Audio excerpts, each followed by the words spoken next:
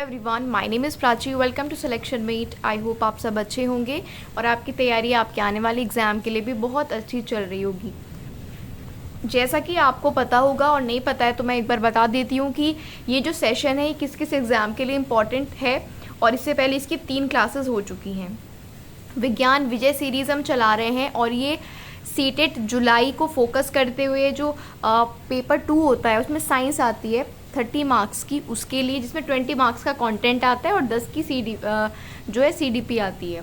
तो 20 मार्क्स का जो साइंस आता है सीटेट में जुलाई में होने वाला है, उसके लिए बहुत इंपॉर्टेंट सेशन है। फिज़िक्स के क्लासेस से हम शुरू कर रहे हैं। अगर आप लोग सपोर्ट करेंगे तभी ये क्लास आगे कंटिन्यू चलेगी। मैं आपको पहले ही बात बता रही हूँ, कोई मैं आपको बड़े वादे नहीं कर रही कि मैं पूरा आपको सिलेबस कराऊंगी, लेकिन जब तक आप सपोर्ट करेंगे तब तक ये क्लासेस चलती रहेंगी। और ये उन इम्पॉर्टेंट क्वेश्चंस की सीरीज़ है जो बार बार एग्ज़ाम में पूछे जाते हैं। तो हर चैप्टर से हम क्वेश्चंस को कवर कर रहे हैं, एमसीक्यू फॉर्म में चैप्टर वाइज हम कर रहे हैं। और फिज़िक्स से हमने शुरू किया है और क्लास नंबर 4 है। 2 चैप्टर्स इसके हो चुके हैं और आज 3rd चैप्टर हम करेंगे ऊष्मा और ऊष्मागतिकी, हीट एंड थर्मोडाइनमिक्स। ठीक है, इसके अलावा सीटेट के अलावा ये सेशन किसके लिए इंपॉर्टेंट है? यूपी टेट के लिए इंपॉर्टेंट है। DSSB में जो जनरल पार्ट आता है जीएस वाला उसमें तो आएगा ही आएगा, लेकिन जो नेचुरल साइंस वाले हैं वो ध्यान से सुनना, उनके लिए रामबाण सेशन है, क्योंकि हम चैप्टर वाइज लेकर चल रहे हैं। और चैप्टर वाइज करने का मतलब है कि कोई भी क्वेश्चन आपसे नहीं छूटेगा, हर चैप्टर से कवर हो रहा है।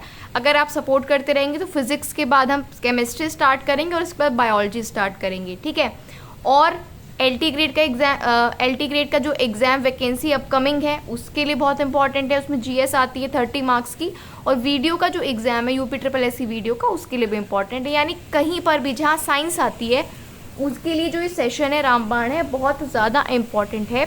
तो आप बिल्कुल भी सेशन को मिस मत करिएगा। आप चलते हैं इस सेशन के बारे में। मैंने आपको बता दिया किस किस के लिए इम्पॉर्टेंट है।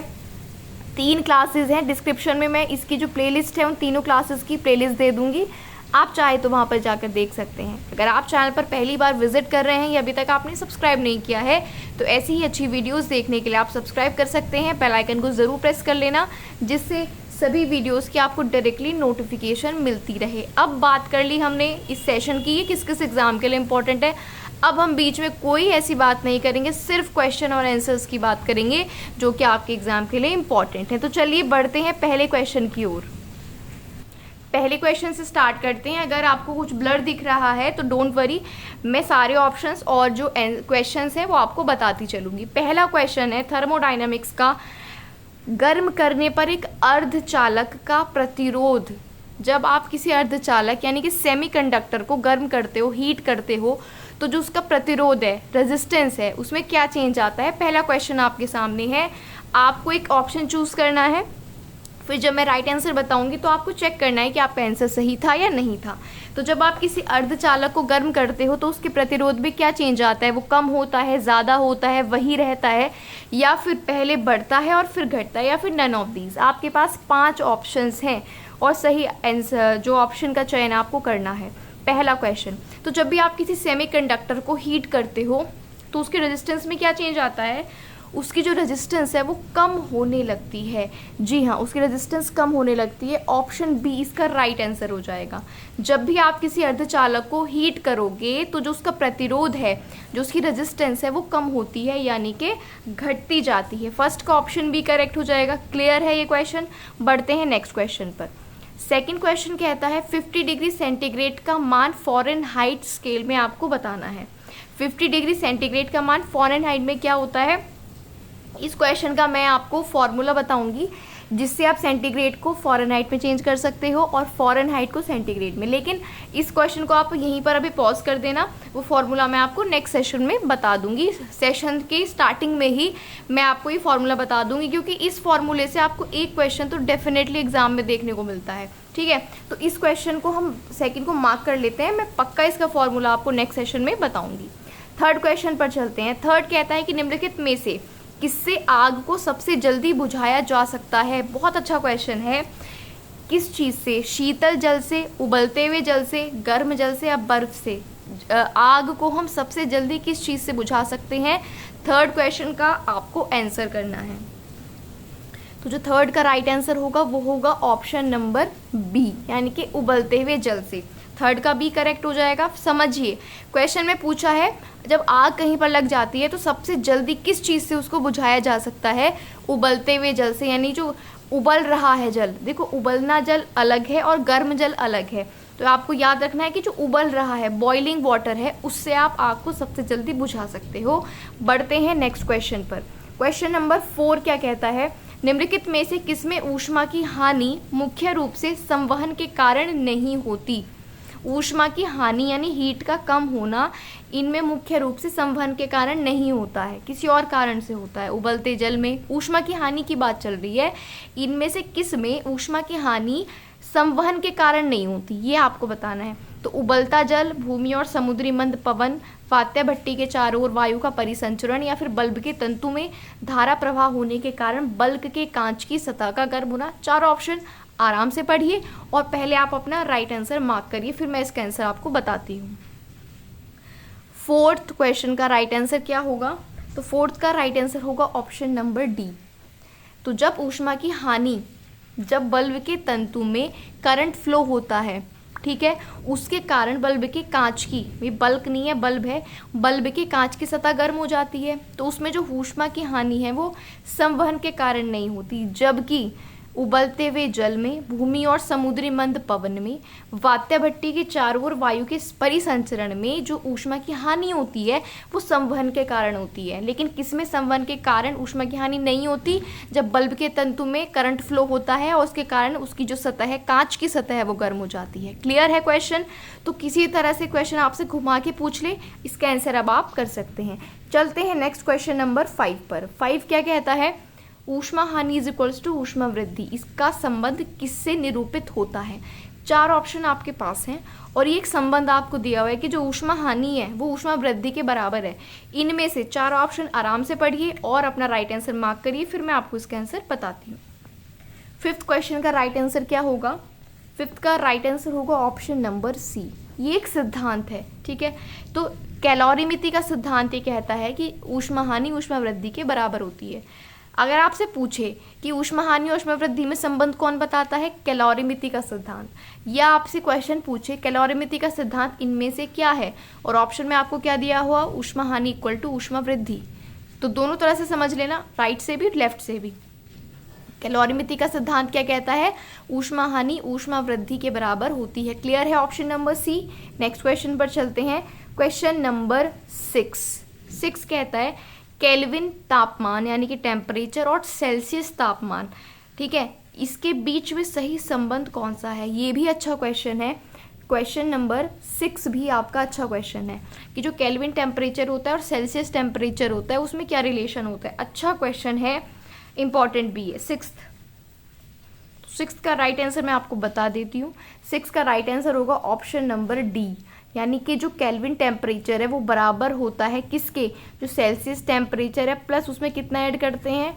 273.15। याद रखिएगा, जनरली हम 273 ही ऐड करते हैं, लेकिन जो एग्जैक्ट वैल्यू है दैट इज 273.15। याद रखना इस फॉर्मूला को कि जो केल्विन टेम्परेचर और सेल्सियस टेम्परेचर उसमें क्या रिलेशन होता है।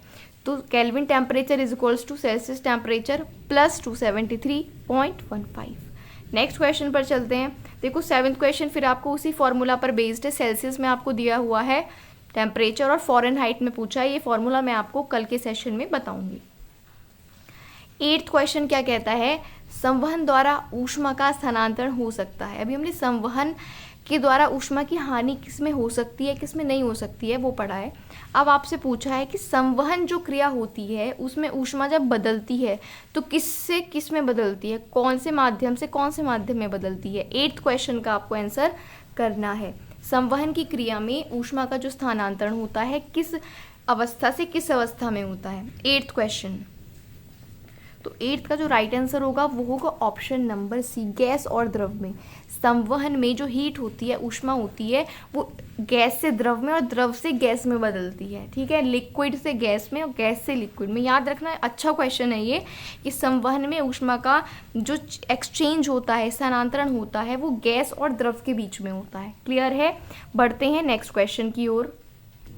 क्वेश्चन नंबर 10 देखते हैं। क्वेश्चन 10 कहता है कि निम्नलिखित में आपको विचार करना है, ठीक है। कथन है और कारण है। कथन कहता है हल्के रंगीन कपड़ों को गर्मी में वरीयता दी जाती है, हल्के और रंगीन। दूसरा इसका कारण क्या है, हल्के रंग ऊष्मा को कम अवशोषित करते हैं। तो बताइए इनमें से क्या सही है और क्या गलत है। बहुत जनरल क्वेश्चन है, इसका आंसर आपको करना है। क्वेश्चन नंबर 10 का राइट आंसर क्या होगा आपको बताना है, 10th क्वेश्चन का। तो इसका राइट आंसर मैं आपको बता देती हूँ। इसका राइट आंसर होगा ऑप्शन नंबर ए, यानी कि हल्के रंगीन कपड़े गर्मी में प्रेफर किए जाते हैं। और क्यों, क्योंकि वो हीट को कम एब्जॉर्ब करते हैं। तो दोनों सही हैं और आगे का सही स्पष्टीकरण। हल्के कपड़ों को वरीयता दी जाती है जिनका हल्का कलर होता है, लाइट कलर वाले कपड़े, और वो इसलिए क्योंकि वो हीट को कम एब्जॉर्ब करते हैं। नेक्स्ट क्वेश्चन पर चलते हैं। क्वेश्चन नंबर 11, ये भी कथन कारण का क्वेश्चन है। कहता है कि कथन बोलता है ऊंचाई वाले स्थानों में भोजन पकाने के लिए उसमें नमक मिलाया जाता है, और कारण इसका क्या दिया है कि ऊंचाई वाले स्थानों में तापमान कम होता है। बताइए पहला क्या सही है और क्या दूसरा सही है या दोनों सही है। इसका कारण क्या यही है या नहीं है। 11 का आपको राइट आंसर करना है। तो 11 के राइट आंसर की मैं बात करती हूँ तो ऑप्शन नंबर जो बी है वो सही होगा, ठीक है। कि ये दोनों ठीक है, लेकिन आर और आर ए की सही व्याख्या नहीं करता, यानी इंडिविजुअली ये दोनों ए और आर ठीक है, लेकिन ये इसकी सही एक्सप्लेनेशन या कारण नहीं है। मतलब ये कि ऊंचाई वाले स्थानों में भोजन पकाने के लिए उसमें नमक डालते हैं, सही बात है। ऊंचाई वाले स्थानों में तापमान कम होता है, ये भी सही बात है, लेकिन ये इसका कारण नहीं है। ऑप्शन बी राइट हो जाएगा। नेक्स्ट क्वेश्चन पर चलते हैं। क्वेश्चन नंबर 12 कहता है जब सीले बिस्किटों को थोड़ी देर के लिए फ्रिज के अंदर रख देते हैं तो वो कुरकुरे हो जाते हैं, क्यों। अगर आप पहले से तैयारी कर रहे हैं, किसी भी आपने कॉम्पिटिटिव एग्जाम की तैयारी करी है, उसमें साइंस पढ़ी है, तो आपको ये क्वेश्चन कई बार देखने को मिला होगा। इंपॉर्टेंट क्वेश्चन है। जब बिस्किट आपके सील जाते हैं तो उनको फ्रिज में रख देते हैं तो वो हो जाते हैं कुरकुरे, ऐसा क्यों होता है। 12th का आंसर आपको करना है। सही से फटाफट से इसका आंसर करिए ऑप्शंस पढ़ने के बाद। तो 12 का जो राइट आंसर है वो होगा ऑप्शन नंबर बी। फ्रिज के अंदर आर्द्रता, ह्यूमिडिटी कम होती है, इसलिए अतिरिक्त नमी अवशोषित हो जाती है, ठीक है। उसकी नमी निकल जाती है बिस्किट्स की, क्योंकि फ्रिज के अंदर आर्द्रता कम है, ह्यूमिडिटी कम है, तो उसकी नमी निकल जाती है, वो अवशोषित एब्जॉर्ब हो जाती है। इस कारण से बिस्किट कुरकुरे हो जाते हैं। क्लियर है। नेक्स्ट क्वेश्चन पर चलें। नेक्स्ट क्वेश्चन है आपके पास, ताप गतिकी का प्रथम नियम सामान्यतः किससे संबंधित है। ताप गतिकी का जो पहला नियम है वो इन चारों में से किससे संबंधित है, आपको इसका राइट आंसर करना है। 13 क्वेश्चन, थोड़ा ब्लर आपको दिख रहा होगा उसके लिए सॉरी, लेकिन मैं आपको बोलकर बता रही हूँ। ताप गतिकी का पहला नियम किससे संबंधित है। चार्ल्स नियम से, न्यूटन के शीतलन नियम से, ऊष्मा विनिमय के नियम से, या फिर ऊर्जा के संरक्षण के नियम से। 4 ऑप्शन आपके पास हैं, इसका राइट आंसर क्या होगा। तो 13 की मैं अगर बात करती हूँ, 13 का जो राइट आंसर होगा ऑप्शन नंबर डी होगा। ताप गतिकी का पहला नियम ऊर्जा के संरक्षण के नियम से संबंधित रहता है, ठीक है। तो आपको याद रखना है कि ताप गतिकी का पहला नियम ऊर्जा के संरक्षण के नियम से संबंध रखता है। क्लियर है। नेक्स्ट पर चलें। 14 क्वेश्चन पर चलते हैं। 14 कहता है जब पानी को 0 डिग्री से 10 डिग्री तक गर्म करते हैं तो आयतन में क्या चेंज होता है। इस तरह के क्वेश्चन भी कई बार एग्जाम में पूछे जाते हैं। 14 का आपको आंसर करना है, जब आप पानी को बॉईल करते हैं 0 से 10 डिग्री सेंटीग्रेड तक तो उसके वॉल्यूम में क्या चेंज आता है। 14 का राइट आंसर क्या होगा, कि कई बार एग्जाम में आता है और लोग अक्सर बढ़ता है या घटता है लगाते हैं, लेकिन इसका आंसर होगा डी। जब आप 0 से 10 तक गर्म करोगे पहले उसका आयतन कम होगा और फिर उसका आयतन बढ़ेगा, ये आपको याद रखना है। 0 से 10 डिग्री के बीच पहले आयतन कम होगा और फिर वॉल्यूम बढ़ेगा। क्लियर है। नेक्स्ट क्वेश्चन पर चलते हैं। क्वेश्चन नंबर 15 क्या कहता है, दो निकायों के बीच ऊष्मा के प्रवाह की दिशा किस पे निर्भर करती है। दो निकाय हैं, उनके बीच ऊष्मा का प्रवाह हो रहा है तो उसकी जो डायरेक्शन, दिशा है वो किस पे डिपेंड करेगी। 4 ऑप्शन है, चारों ऑप्शन को पढ़िए और अपना राइट आंसर करिए। दो निकायों के बीच जो ऊष्मा का प्रवाह होता है उसकी दिशा, फ्लो ऑफ हीट की जो डायरेक्शन होती है किस पे डिपेंड करती है। तो वो डिपेंड करती है उनके अपने अपने टेम्परेचर पर यानी कि तापमान पर। सी इसका राइट आंसर होगा। जब दो निकायों के बीच हीट का फ्लो हो रहा होता है तो डायरेक्शन उनके इंडिविजुअल टेम्परेचर पर डिपेंड करेगी, उनके अपने अपने तापमान पर उनकी दिशा डिपेंड करती है। क्लियर है? चलते हैं 16 क्वेश्चन पर।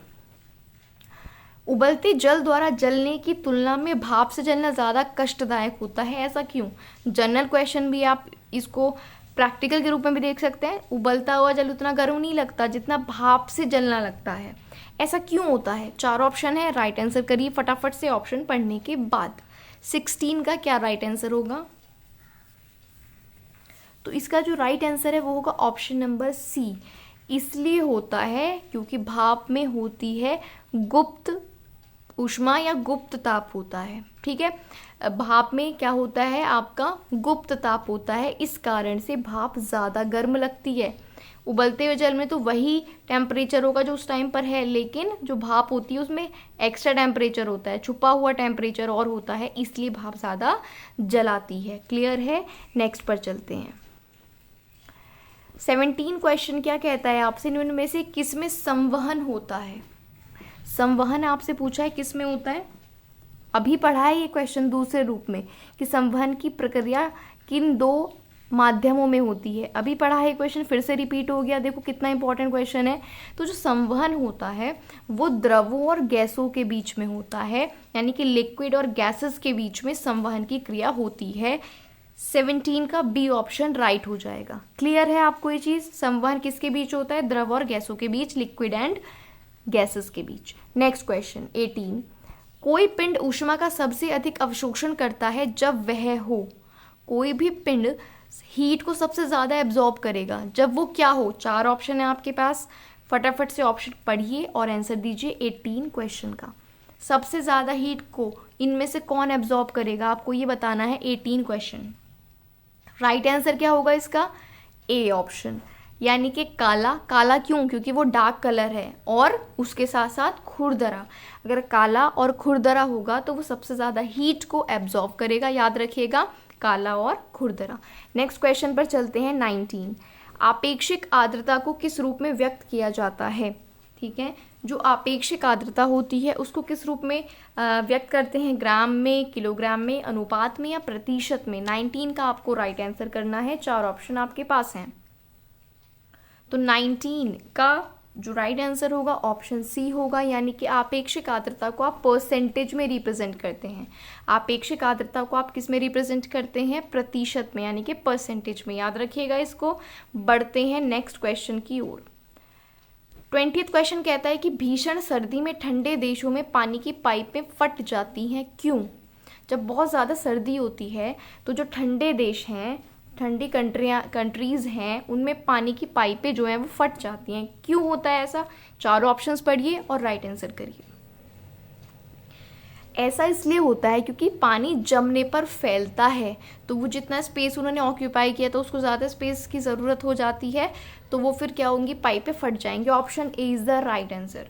क्यों होता है? क्योंकि बर्फ़ जब जमने लगती है, क्योंकि बहुत ठंडी है तो बर्फ़ जमने लगती है, मेल्ट, और जब वो मेल्ट होती है पानी बनता है, तो पानी बनने पे वो फैलता है, तो उतना स्पेस उसको नहीं मिल पाता, इसलिए जो पाइपें हैं वो फट जाती हैं। बढ़ते हैं नेक्स्ट क्वेश्चन की ओर। 21 क्वेश्चन आपके सामने है। वो तापमान जिसका पाठ्यांक फ़ारेनहाइट और सेल्सियस दोनों पर सेम होता है। Very very important question. वो टेम्परेचर आपको बताना है फ़ारेनहाइट और सेल्सियस के लिए जिसका पाठ्यांक, जिसकी रीडिंग सेम होती है। बताइए 21। तो याद रखिएगा 21 का राइट आंसर है ऑप्शन बी, -40 डिग्री पर फ़ारेनहाइट का और सेल्सियस का जो रीडिंग है वो सेम होता है। बहुत इंपॉर्टेंट क्वेश्चन है, कई बार एग्जाम में आया है। -40 डिग्री, ठीक है, तो तापमान जिसपे फ़ारेनहाइट और सेल्सियस इक्वल होते हैं -40 डिग्री होता है। Next question 22। निम्नतम तापमान किसके द्वारा मापते हैं?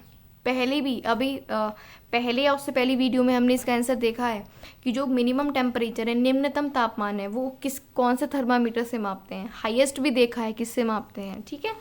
तो यहाँ पर आपको बताना है निम्नतम तापमान कौन से थर्मामीटर से मापा जाता है। तो इसका राइट आंसर होगा ऑप्शन ए, अल्कोहल थर्मामीटर। याद रखेगा एल्कोहल थर्मामीटर का यूज़ होता है मिनिमाइज टेम्परेचर, सबसे कम न्यूनतम तापमान है उसको मापने के लिए एल्कोहल थर्मामीटर यूज़ किया जाता है। नेक्स्ट क्वेश्चन 23 आपसे कहता है थर्म किसकी यूनिट है? थर्म किसकी इकाई यानी कि यूनिट होती है? शक्ति की, ऊष्मा की, प्रकाश की या फिर दूरी की? थर्म आपको बताना है। बताइए थर्म किसकी यूनिट है? 23 का आपको राइट आंसर करना है। शक्ति की, प्रकाश की, ऊष्मा की या फिर दूरी की? बताइए। तो 23 का राइट आंसर होगा ऊष्मा यानी कि हीट। तो जो थर्म होती है वो किसकी यूनिट होती है? याद रखना, ऊष्मा की यानी कि हीट की यूनिट होती है थर्म। नेक्स्ट क्वेश्चन नंबर 24 क्या कहता है? परम शून्यताप क्या होता है? परम शून्यताप, ठीक है, परम शून्यताप क्या होता है? 4 ऑप्शन आपके पास हैं और राइट आंसर आपको करना है। ये क्वेश्चन भी कई बार एग्जाम में पूछा जाता है कि परम शून्यताप क्या होता है। तो 24 क्वेश्चन का जो राइट आंसर होगा वो होगा ऑप्शन नंबर बी, यानी कि जो सैद्धांतिक रूप से न्यूनतम संभव तापमान है वो परम शून्य तापमान होता है। परम शून्य है यानी शून्य, बिल्कुल एंड वाला तापमान, ठीक है, नाम से पता चल रहा है। यानी कि सैद्धांतिक रूप से जो न्यूनतम संभव तापमान हो सकता है उसको परम शून्य तापमान कहते हैं। नेक्स्ट क्वेश्चन पर चलते हैं। 25 कहता है थर्मोस्टेट वो यंत्र है जो क्या मापता है? थर्मोस्टेट क्या मापता है? 25 का आपको राइट आंसर करना है। 25 4 ऑप्शंस आपके पास हैं और राइट आंसर करिए फटाफट से। थर्मोस्टेट क्या मापता है बताइए। तो 25 का राइट आंसर होगा ऑप्शन नंबर सी, किसी भी निकाय का तापक्रम स्वनियंत्रित करता है। थर्मोस्टेट किसी भी निकाय का जो टेम्परेचर होता है उसको खुद से हैंडल करता है, उसको खुद से कंट्रोल करता है। थर्मोस्टेट किस चीज़ को? टेम्परेचर को, किसी भी निकाय के टेम्परेचर को खुद से कंट्रोल करता है थर्मोस्टेट, याद रखेंगे। नेक्स्ट क्वेश्चन पर चलते हैं। क्वेश्चन नंबर 26 फिर से कथन और कारण का एक क्वेश्चन आपके सामने है। कथन है तांबे के एक टुकड़े को और कांच के एक टुकड़े को एक ही तापमान पे गर्म किया। एक तांबा है, कॉपर है और एक ग्लास है यानी कि कांच है, उनको सेम टेम्परेचर पे गर्म किया। उसके बाद स्पर्श करने पर तांबे का टुकड़ा कांच के टुकड़े की अपेक्षा ज़्यादा गर्म लगता है। कारण में कहता है तांबे का घनत्व कांच के घनत्व से अधिक होता है। अब क्या ये दोनों सही है? सही है तो क्या इसका कारण सही है? फटाफट से बताइए। 26 क्वेश्चन का क्या आंसर होगा? तो इसकी राइट आंसर की अगर मैं बात करूं ऑप्शन बी सही आंसर होगा। अगर आप तांबे के और कांच के टुकड़े को सेम टेम्परेचर पर गर्म करते हो, हीट करते हो, तो तांबे का टुकड़ा कांच से ज़्यादा गर्म लगता है। दूसरी बात भी ठीक है कि तांबे का जो डेंसिटी है, घनत्व है, कांच से ज़्यादा होता है, लेकिन ये इसका कारण नहीं। डेंसिटी का कारण गर्म होने से बिल्कुल भी नहीं है, लेकिन इंडिविजुअली ये दोनों जो कथन और कारण है दोनों सही है। तो 26 का राइट आंसर क्या हो जाएगा आपका? Option number B. बढ़ते हैं नेक्स्ट क्वेश्चन की ओर। 27 क्वेश्चन क्या कहता है? डेजर्ट कूलर द्वारा शीतलन किस पर आधारित होता है? जो डेजर्ट कूलर होते हैं उनका जो शीतलन होता है ना, उनकी जो कूलिंग होती है डेजर्ट कूलर की, वो किस पर बेस्ड होती है? 4 ऑप्शन है आपके पास, फटाफट से इसका आंसर आपको करना है। डेजर्ट कूलर शीतलन किस पर आधारित होता है? डेजर्ट कूलर जो कूलिंग करते हैं किस बेस्ड पर करते हैं? तो इसका जो राइट आंसर होगा ऑप्शन सी होगा, वाष्पन शीतलन पर करते हैं। किस पर करते हैं डेजर्ट कूलर कूलिंग? वाष्पन शीतलन पर। क्लियर है? बढ़ते हैं 28 क्वेश्चन की ओर। 28 क्वेश्चन कहता है गर्म मौसम में पंखा चलने से आराम महसूस होता है, ऐसा क्यों होता है? देखने में क्वेश्चन हमें कॉमन लगते हैं, बट ये कॉमन क्वेश्चन ही एग्जाम में बार बार आते हैं। ऐसा नहीं कि सारे कॉमन ही आते हैं, बट ये कॉमन भी आपको ज़रूर देखने को मिलते हैं, बिकॉज पूरा पेपर टफ कभी भी कोई भी नहीं आता है। कुछ उसमें इजी क्वेश्चंस होते हैं, कुछ मॉडरेट होते हैं और कुछ हाई लेवल होते हैं। तो बताइए 28 का राइट आंसर क्या होगा? इसका राइट आंसर होगा ऑप्शन नंबर बी, क्योंकि हमारा पसीना तेजी से वाष्पीकृत होने लगता है, वाष्प में बदलने लगता है, तो हमें आराम फील होता है। ठीक है, गर्म मौसम में पंखा चलने से हमारा पसीना सूखता है, इसका मतलब वो वाष्पीकृत होता है, इसीलिए हमको वेपोराइज्ड हो जाता है, आराम मिलता है। क्लियर है? अगर आपको यहाँ तक क्वेश्चंस अच्छे लग रहे हैं, वीडियो भी अच्छी लग रही है, तो लाइक करते हुए ज़रूर चलिएगा। बढ़ते हैं नेक्स्ट क्वेश्चन की ओर। नेक्स्ट क्वेश्चन है, वायुमंडल हमारे ऊपर बहुत अधिक दबाव डालता है परंतु हम इसका अनुभव नहीं करते, ऐसा क्यों होता है? 29 क्वेश्चन आपके पास है और पूरा ऑप्शंस इसके पढ़िए और आराम से जवाब दीजिए। वायुमंडल हमारे ऊपर बहुत ज़्यादा प्रेशर डालता है लेकिन हमें ऐसा फील नहीं होता, क्यों? 29 का कौन सा ऑप्शन सही होगा आपको बताना है। तो 29 का मैं अगर आपको सही ऑप्शन बताती हूँ तो वो होता है ऑप्शन नंबर ए। हमारा जो रक्त है वो वायुमंडल के दबाव से कुछ अधिक दबाव डालता है। हमारा ब्लड एटमॉस्फेरिक प्रेशर से ज़्यादा प्रेशर डालता है, इसलिए हमें एटमॉस्फेरिक प्रेशर फील नहीं होता। याद रखिएगा, अच्छा क्वेश्चन है, option number A right answer होगा। 30 क्वेश्चन पर चलते हैं। 30 क्या कहता है? 30 बोलता है कि बादल आच्छादित रातें स्वच्छ आकाश वाली रातों से अधिक गर्म होती हैं, क्यों? और ये आपको सिर्फ यहाँ एक एग्जाम, 2 एग्जाम में दिख रहा है, कई एग्जाम्स में क्वेश्चन पूछा जाता है, तब भी लोग इसका आंसर ज़्यादातर गलत करते हैं। बादल वाली, जिसमें आसमान में बादल रहते हैं, वो रातें अधिक गर्म लगती हैं, जबकि स्वच्छ आकाश, जब आसमान साफ होता है उसके मुकाबले जब आसमान में बादल होते हैं तब ज़्यादा गर्मी लगती है। ऐसा क्यों होता है? रात की बात चल रही है, बताइए ऐसा क्यों होता है। 4 ऑप्शन आपके पास हैं। तो 30th का जो राइट आंसर होगा ऑप्शन ए होगा। क्यों होगा? क्योंकि बादल पृथ्वी और हवा में ऊष्मा का विकिरण रोक देते हैं। तो जब ऊष्मा का विकिरण ही नहीं होगा, है ना, हीट का विकिरण ही नहीं हो रहा है, ठीक है, पृथ्वी और हवा में बादल ऊष्मा के विकिरण को रोक देते हैं। किस किस के बीच? पृथ्वी के और हवा के। तो जब बादल रोक देंगे तो ज़्यादा गर्माहट वहाँ पर आ जाती है और गर्मी लगती है। समझ गए क्यों ऐसा होता है? पृथ्वी और हवा में जो ऊष्मा का विकिरण होना है, बादल उसको रोक देते हैं। नेक्स्ट क्वेश्चन 31, कमरे को ठंडा किया जा सकता है पानी के बहने से, संपीड़ित गैस को छोड़ने से, ठोस को पिघलाने से, रसोई गैस से। 31 का राइट आंसर करिएगा। 4 ऑप्शन आपके पास हैं। तो जैसे कि आप सभी जानते हैं कि आजकल हम लोग यूज़ करते हैं एसी का, तो एसी में संपीड़ित गैस ही होती है, तो संपीड़ित गैस को छोड़कर कमरे को ठंडा किया जा सकता है। ऑप्शन इसका बी सही आंसर हो जाएगा। 31 का बी आंसर सही है। 32 पर चलते हैं। कौन सा कथन सही नहीं है? 4 ऑप्शंस हैं, इनमें से कौन सा सही नहीं है तो मैं आपको डायरेक्टली बता देती हूँ कौन सा इसमें सही नहीं है। तो जो बी है वो सही नहीं है कि एयर कंडीशनर यानी कि एसी और एयर कूलर दोनों आर्द्रता नियंत्रित करते हैं, ये गलत है। इसका मतलब बाकी तीनों सही हैं, तो उनको पढ़ लेते हैं कि 32 का पहला ऑप्शन क्या कहता है। एयर कंडीशनर और एयर कूलर दोनों तापक्रम नियंत्रित करते हैं। देखो क्या डिफरेंस है वहाँ पे, ताप और यहाँ पे आर्द्रता। तो याद रखिएगा, एसी और कूलर हमेशा ताप को नियंत्रित करते हैं, टेम्परेचर को नियंत्रित करते हैं। थर्ड क्या कहता है? एसी आर्द्रता नियंत्रित करता है। देखो एसी और कूलर दोनों तो टेम्परेचर नियंत्रित करते हैं, एसी जो होता है वो आर्द्रता नियंत्रित करता है, परंतु एयर कूलर आर्द्रता नियंत्रित नहीं करता, वो सिर्फ तापक्रम को नियंत्रित करता है। दोनों वायु की गति को नियंत्रित करते हैं, तो ये बात भी ठीक है। बी गलत है कि दोनों आर्द्रता नियंत्रित करते हैं, दोनों नहीं करते। एसी करती है, कूलर क्या करता है? तापक्रम को नियंत्रित, और दोनों गति नियंत्रित करते हैं वायु की। क्लियर है? नेक्स्ट क्वेश्चन पर बढ़े। 33, जलयुक्त गिलास में तैरता हुआ बर्फ का टुकड़ा जब पिघलता है तो पानी के स्तर में क्या चेंज आता है? कल भी ये क्वेश्चन हमने पढ़ा था, क्योंकि क्वेश्चन बहुत ज़्यादा इंपॉर्टेंट है, कई बार एग्जाम में पूछा गया है। 33 का आंसर करिए। जब आप किसी पानी से भरे पानी के जिसमें पानी है ग्लास में, उसमें आप बर्फ़ का टुकड़ा डाल दो, तो जब वो बर्फ़ का टुकड़ा पिघलेगा तो पानी के स्तर में कोई भी चेंज नहीं होगा, क्योंकि बर्फ़ ने अपनी जो वॉल्यूम है पहले एक्वायर कर ली है। जितनी वॉल्यूम में बर्फ़ का टुकड़ा गिर गया है वो उतना ही स्पेस लेगा पिघलने के बाद भी। तो इसका राइट आंसर होगा ऑप्शन नंबर सी, यानी कि उसका जो स्तर है, लेवल है, वो वही रहेगा। Option C is the right answer. बढ़ते हैं नेक्स्ट क्वेश्चन 34 पर। शीत कोष्ठ में भंडारित फल अधिक, कोल्ड स्टोर होता है ना, उसमें जो भंडारित फल होते हैं वो अधिक समय तक चलते हैं, ऐसा क्यों होता है? इस चैप्टर से यही क्वेश्चन आपसे पूछे जाते हैं बार बार एग्जाम में, ठीक है। बताइए कि जो कोल्ड स्टोर होता है उसमें भंडारित स्टोर्ड जो फ्रूट्स होते हैं वो अधिक समय तक चलते हैं, ऐसा क्यों होता है? तो इसका राइट आंसर है ऑप्शन सी। जो श्वसन की दर है वो कम कर दी जाती है, उनके जो श्वसन की दर है, ठीक है, वो उसको कम कर देते हैं।